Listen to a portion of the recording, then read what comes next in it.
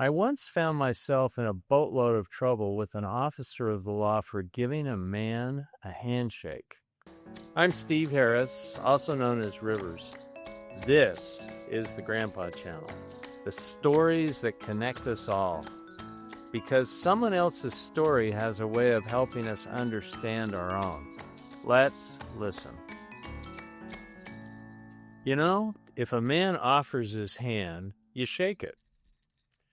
Look that person square in the eyes and give him a firm handshake. Make it a manly handshake, no dead fish handshakes. I learned this from my dad. It's a part of the unwritten code of the West. I once found myself in a boatload of trouble with an officer of the law for giving a man a handshake. Come again? A handshake? Is it against the law to shake someone's hand? Let me explain. A few years ago, I volunteered out at Salt Lake County Metro Jail, County Metro. Every Sunday, I spent 3 hours out at County Metro going cell to cell in maximum security and teaching a Sunday school class or two. I loved doing time at County Metro. I came to love the inmates I met and taught each Sunday at County Metro.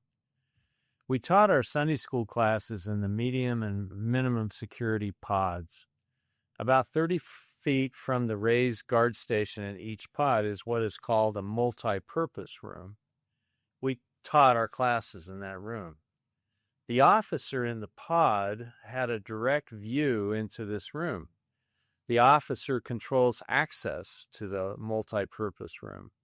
This room has a whiteboard along one wall, a bunch of stackable plastic chairs, and 2 or 3 long, skinny tables. The room can hold up to about 15 or so inmates. As I stand at the whiteboard facing the inmates and look to my right, I can always see the officer. At any time, I can motion to the officer for help, or I can hit a nearby button on the wall and help is on the way. I have never needed help.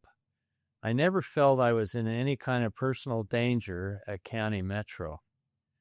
As volunteers at County Metro, we are expected to comply with a number of rules and regulations.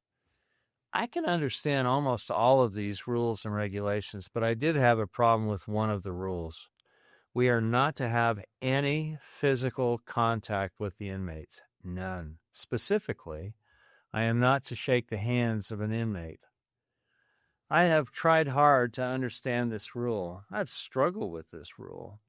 I suppose this rule is for our protection, I guess. Let me tell you something. A lot of the inmates in my class were in desperate need of a hug or handshake. Many of the inmates were totally without any hope. You can see it in their eyes. It almost seems like cruel and unusual punishment not to shake their hand or to give them a hug. Almost all of the inmates treated us like $1 million. They don't treat the guards like $1 million. Most of the correctional officers, they don't like being called guards, are kindly disposed to us volunteers. Some are not. One Sunday I was teaching a Sunday school class in medium security. It was a good class. The sermon du jour was anger. Almost all of the inmates at County Metro are incarcerated for problems stemming from drug and alcohol abuse. I would hazard a guess that many, if not all, of the inmates had impulsively done things in anger while in the fog of drugs and alcohol, which has landed them in some very serious legal trouble. I love the book of James in the New Testament. I shared a couple of verses from James with the inmates as we talked about the importance of controlling our anger. If any man among you seems to be religious and bridleth not his tongue, but deceiveth his own heart, this man's religion is vain. I asked the inmates how many of them have gotten into trouble by losing their tempers. All hands immediately shot up in the air. We then talked about how important it is to bridle our tongue and what it means to bridle our tongue. James said, "Behold, we put bits in the horses' mouths that they may obey us, and we turn about their whole body. Even so, the tongue is a little member, and boasteth great things. Behold, how how great a matter a little fire kindleth.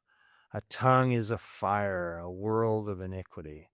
But the tongue can no man tame.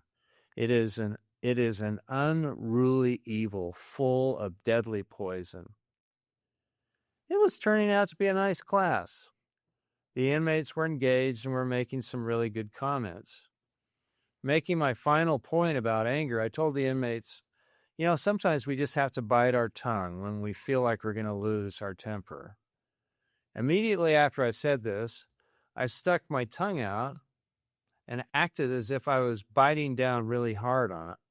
There were a few chuckles. As the inmates shuffled out of the multi-purpose room after class, they expressed to me their thanks for coming to teach them. One of the inmates, who had seemed particularly engaged during the lesson, smiled at me and stuck out his hand for me to shake. Without thinking, I shook it. Then all hell broke loose. The officer in charge, a big, burly, bruising sort of fellow, screamed at me at the top of his lungs from the guard station in the multi-purpose room. "Did I just see you shake hands with the prisoner?" I was busted. I felt ashamed. I knew that I had violated the rule against shaking hands with a prisoner. I knew I was in trouble, and I knew the prisoner who shook hands with me was in trouble. Dramatically, the burly and brawny correctional officer came booming into the multi-purpose room, snapping on a pair of rubber gloves as he entered the room. "You cannot touch the prisoners," he yelled at me.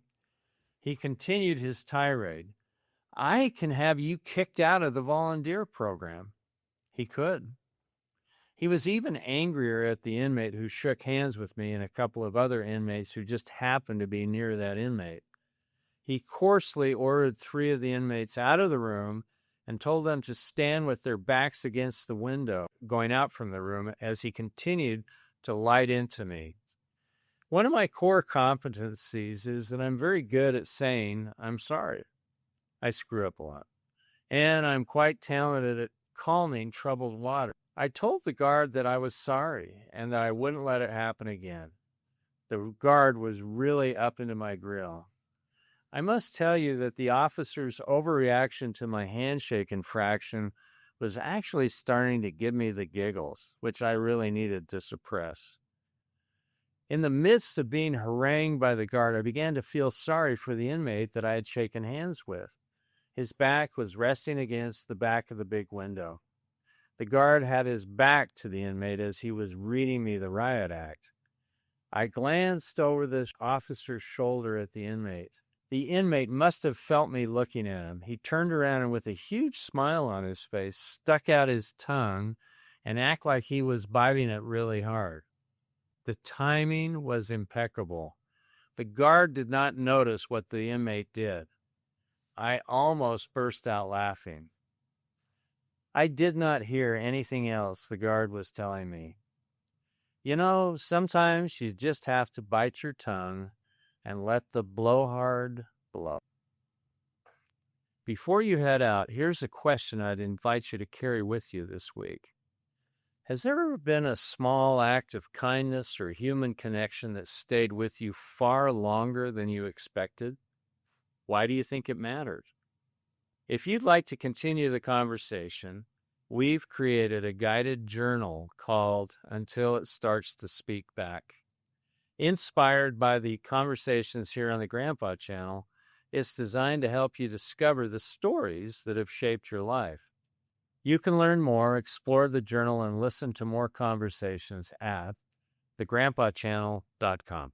And before we go, I'd like to leave you with a few things we believe here at the Grandpa Channel. We believe we're all more alike than different. We don't ask for a resume or list of accomplishments. We ask what made them who they are.